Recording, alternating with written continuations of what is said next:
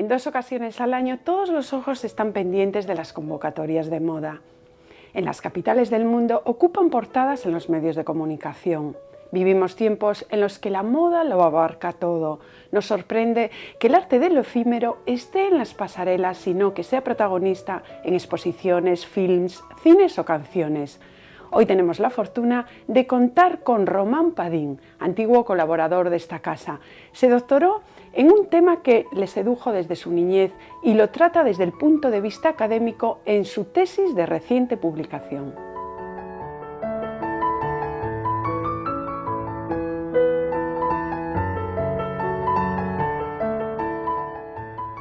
Bienvenido a tu casa, Román, colaborador de siempre del Correo Gallego. Muchas gracias, Fátima, encantado de estar aquí con vosotros. Y felicidades por tu éxito. ¿Cuántos años de estudio?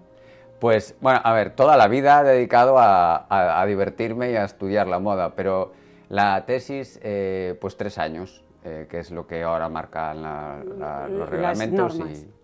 Y normalmente cuando hablamos de pintura, fotografía, escultura o vídeo, se entiende como arte. ¿Es la moda arte, Román? Pues realmente hay opiniones para todos los gustos. De las opiniones refrendadas o de personas que se dedican profesionalmente a la moda, es decir, 3 grandes directores de museo, Andrew Bolton, el director del Metropolitan Museum de Nueva York, Valerie Stila, directora del Fashion Institute of Technology de Nueva York también, y Pamela Goldwyn, que es la directora de Les Arts Décoratifs de París. Cada uno de ellos piensa una cosa distinta. Y Karl Lagerfeld, que es muy popular y muy conocido, dice que no es arte, que los diseñadores desean que la moda sea arte, pero que él opina que no lo es. De las 3 opiniones de los comisarios, una dice que por supuesto la moda sí es arte, otra dice que no lo es, pero que tradicionalmente la alta costura, por el valor de los tejidos y por la ejecución, sí estaba considerada como tal. Y una tercera opinión viene a decir algo así como que ¿para qué necesita la moda ser arte si ya es moda, que tiene tanta presencia en el mundo contemporáneo? Yo opino que por supuesto es una manifestación cultural y que por supuesto tiene cabida en los museos, y tiene cabida en los museos de arte y también en los museos específicos de artes decorativas. Por tanto, hay que respetar la pluralidad de opiniones que existen en torno al concepto y la naturaleza de la moda, y lo que nos lleva es a entender que es una manera de representar la cultura contemporánea, que es algo muy importante. Ya que vamos a hablar, porque está dedicada a esas exposiciones de moda, la primera pregunta es ¿desde cuándo existen exposiciones de este tipo? Sí, es muy interesante pensar en eso, porque hoy en día, claro, salimos a la calle y todo es moda, ¿no? Nos rodea la moda por todas partes, en los autobuses, en las publicidades, en las revistas, pero esto no siempre había sido así, ni siquiera los hombres iban siempre de compras. Porque claro, después está la indumentaria. La indumentaria, que es la moda de antes, ¿no? Pues esta ampliación de la presencia de la moda ha tenido también progresivamente una representación en ámbitos que no son solamente el comercial. Entonces la moda ha ido entrando pues, en la literatura, en los catálogos, en las publicaciones y, cómo no, en las exposiciones de moda.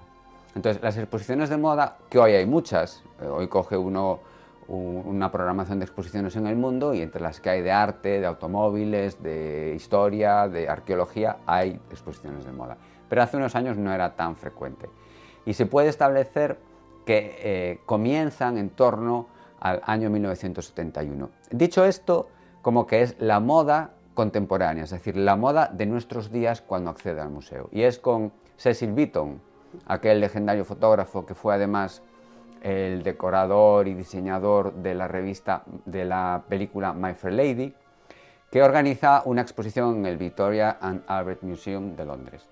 Entonces, en esta exposición, que se llama Fashion and Anthology by Cecil Beaton, es de las primeras veces que accede la moda de nuestros días al museo, y tuvo que convencer a la dirección del museo, porque hasta ese momento la moda para acceder al Victoria and Albert tenía que tener por lo menos 50 años de antigüedad y o ser de unos materiales o tejidos que fueran especialmente valiosos o que hubieran sido llevados por personas sobresalientes. Entonces, Cecil Beaton, que era una persona perteneciente al gran mundo, ¿no? Al gran monde, convenció y además conocía a todas las personas que tenían que dejar modelos, con lo cual hicieron una gran, enorme exposición retrospectiva de la moda de ese momento. Pero claro, como las cosas en el mundo no ocurren aisladamente, sino que, bueno, tienen una cierta armonía de esferas, a la vez que ocurría esto en Londres, en Nueva York, el Metropolitan contrata a Diana Vreeland, que había sido una editora de moda muy famosa y muy polémica, por otro lado,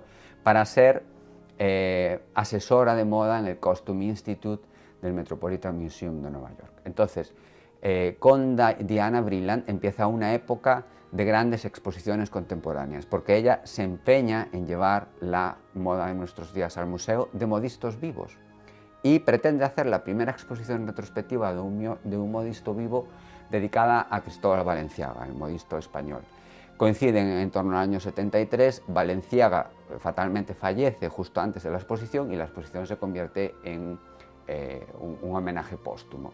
Pero a lo largo de aproximadamente 2 décadas de trabajo de Diana Vreeland al frente del Metropolitan Museum, es además la que celebra esas exposiciones con grandes fiestas.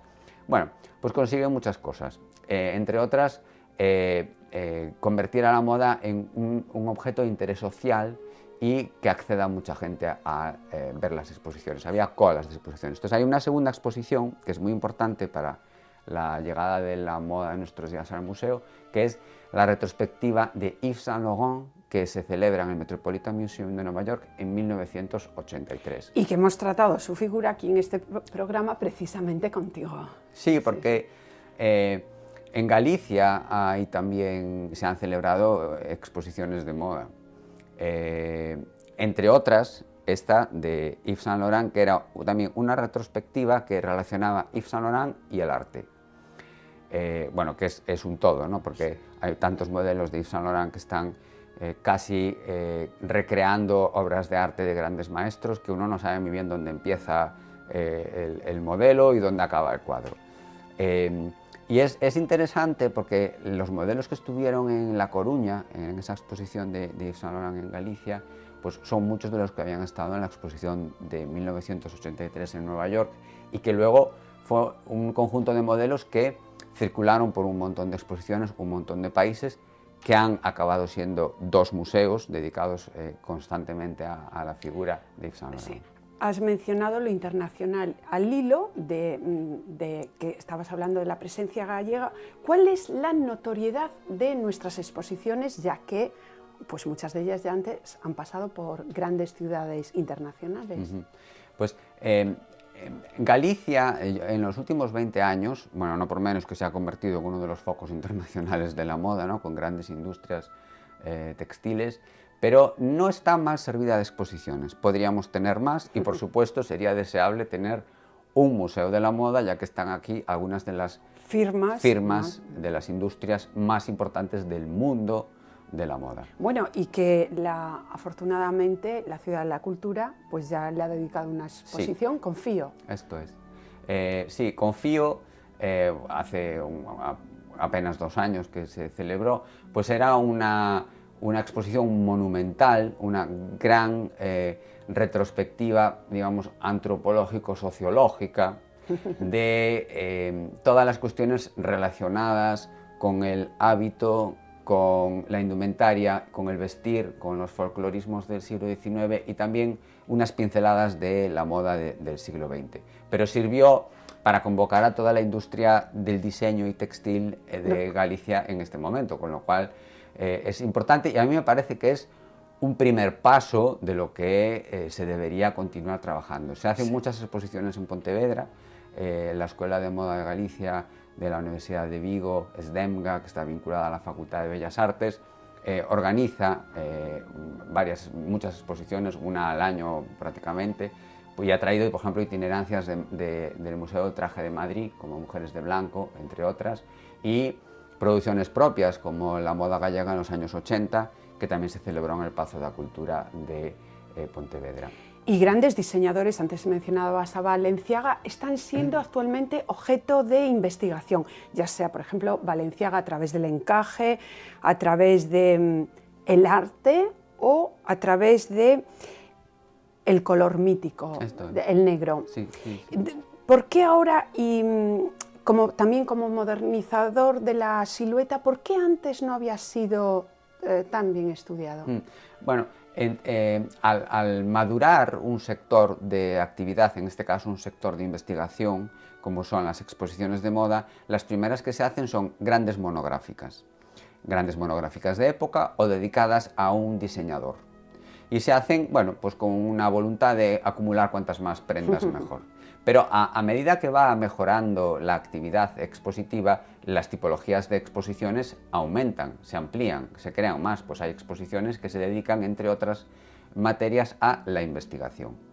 Cuando ya se ha hecho una gran monográfica de un diseñador por épocas, pues se puede empezar a estudiar aspectos concretos del trabajo de este. Que es ¿Y a ti a quién te gustaría investigar una vez ya finalizado este trabajo? Bueno, las exposiciones de Balenciaga, hay una reciente que se dedica al negro en la actividad de Balenciaga, que es muy interesante porque la silueta que crea Balenciaga es muy vanguardista en torno a los años 50, con inspiraciones orientales, frente, digamos, un poco más a la silueta un poco más reaccionaria que plantea Christian Dior. Entonces, ahí tenía un poco de carácter renovador de la silueta, un pelín tecnológico. Entonces, en la actualidad, la gran novedad de la moda es la tecnología, tanto en la ropa deportiva que nos ponemos, que luego también accede a las instituciones museísticas y a las exposiciones, como en los propios materiales o en el desarrollo de nuevas formas y nuevos procedimientos para realizar ropa. Y entonces, en este ámbito hay una diseñadora holandesa, muy jovencita, por otro lado, que se llama Iris van Herpen, que es como la gran representante de la moda hecha con tecnología. Realmente lo que hace es alta costura, pero que en la mayoría de las ocasiones tiene procesos de ejecución tecnológicos, porque necesitan sus equipos ingenieros, bioquímicos, mucha mano de obra para poder llevar a la práctica las cosas que salen de los ordenadores. A ella me gustaría investigar. Sí, pero exponer. Como para ponerte esto, a ver quién plancha esas prendas tan delicadas, tan de crisálida, porque son exquisitas, ¿no? Sí. Pero ¿tiene modelos disponibles, Iris? Sí. Y de hecho, aparte de los modelos espectaculares que hacen las presentaciones en París, hay muchas alfombras rojas y muchas actrices y, bueno, personas también coleccionistas e interesadas llevan la ropa y se lleva con comodidad. Y luego, por otro lado, sí hace ropa de edición e incluso hace bolsos que en ocasiones están presentados en su página web y se pueden comprar. Y si seguimos con grandes diseñadoras míticas, tú ya has impartido más de una conferencia sobre una de las grandes del surrealismo, Elsa Schiaparelli. Sí. Bueno, claro, siempre que se habla de exposiciones de moda o de arte y moda, siempre se habla de Elsa Schiaparelli, porque efectivamente fue una integración perfecta de el arte y la moda. Y ella representa la tipología del trabajo de Elsa Schiaparelli visto en la retrospectiva del investigador, del estudioso de la moda y del director de museo y del comisario de exposiciones. Ella lo que representa es una de esas relaciones de ismos, la moda con una de las vanguardias. Hay exposiciones de moda y cubismo, hay exposiciones de moda y romanticismo, de moda e impresionismo y de moda y surrealismo. Ha habido varias exposiciones muy notables en torno a Elsa Schiaparelli, pero yo destacaría una que ha tenido lugar no hace mucho en el Metropolitan Museum de Nueva York, que se llamaba Impossible Conversations, que era una relación imposible entre Miuccia Prada y Elsa Schiaparelli, y ponían a la limón los modelos de Schiaparelli y los modelos de Prada en un cierto diálogo, sobre todo de aspectos inspiradores. Entonces luego la exposición estaba distribuida en distintas secciones y era muy importante tanto destacar como las partes de arriba de los modelos como las partes de abajo, porque siempre hay que recordar, que la gente lo sabe esto ya, cuando se ven los modelos de Schiaparelli tienen normalmente una falda muy sencilla y luego un traje muy bordado, y que es lo que da el tema y la inspiración para las colecciones, ¿no? Y esto en el caso de Prada ocurría algo semejante, con lo cual hicieron ahí un diálogo. A mí esa exposición me parece muy interesante porque integra una visión de revisión historicista perfectamente investigada y perfectamente documentada con un creador contemporáneo. Y qué interesante que los estudios de moda se hayan incorporado al ámbito académico, ¿no? Porque la propia naturaleza de la moda adquiere relevancia y el reconocimiento que tiene que tener y que debe de tener como una de las grandes bellas artes.